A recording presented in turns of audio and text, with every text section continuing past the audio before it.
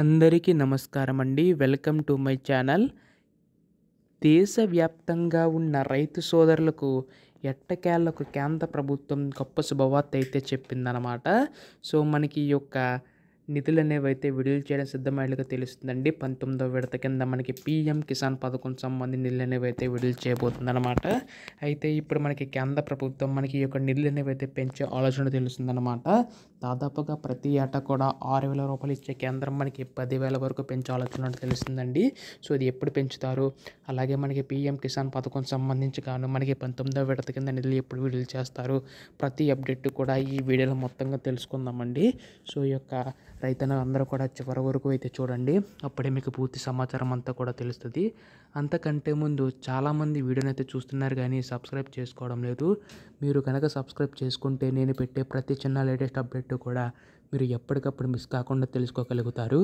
అందుకోసం వెంటనే ఛానల్ అయితే సబ్స్క్రైబ్ చేసుకోండి. అప్పుడే మీకు ప్రతి లేటెస్ట్ అప్డేట్ కూడా తెలుస్తుంది.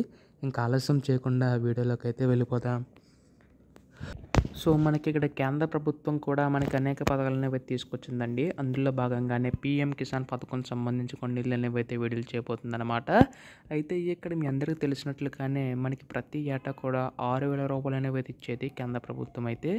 అయితే ఇప్పుడు రూ. 10,000 వరకు పెంచే ఆలోచన తెలుస్తుందండి కేంద్ర ప్రభుత్వం. అయితే దీనికి సంబంధించి కానీ కొన్ని షరతులు అనేవి అయితే ఉన్నాయన్నమాట. అవి ఏంటంటే కంపల్సరీగా గతంలో చెప్పినట్లుగానే ఈ కేవైసీని ఎంపీసీఐ లింకప్ అయితే కంపల్సరీగా చేయించుకోవాల్సి ఉంటుందండి. అంటే ఎలక్ట్రానిక్ నో యువర్ కస్టమర్ అనమాట. సో, పీఎం కిసాన్ వెబ్సైట్లోకి వెళ్ళి మీరు ఏదైనా ఆన్లైన్లో ఈజీగా నమోదు చేసుకోవచ్చు. ఇది ఎవరైతే నమోదు చేయించుకుంటారో కేవలం వారికి మాత్రమే వారి యొక్క ఖాతాలో మాత్రమే జమ చేస్తుంది అనమాట కేంద్ర ప్రభుత్వం అయితే. సో, ఖచ్చితంగా ఈ యొక్క అప్డేట్ అయితే మీరు చేయించుకోవాల్సి ఉంటుంది. సో, ఈసారి మనకి 19వ విడత కింద రూ. 2,000 అనేవి అయితే మనకి ఎప్పుడు విడుదల చేస్తారు అని చెప్పి చాలామంది అడుగుతున్నారు. సో, మనకి దాదాపుగా చివరికి అయితే వచ్చేసిందండి.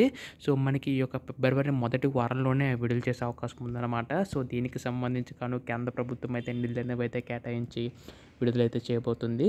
సో, దీనికి సంబంధించి ఎటువంటి చిన్న అప్డేట్ వచ్చినా మీరు మిస్ కాకుండా వెంటనే తెలుసుకోవాలనుకుంటే మాత్రం ఛానల్ని సబ్స్క్రైబ్ చేసుకోండి. ధన్యవాదములు. జై హింద్.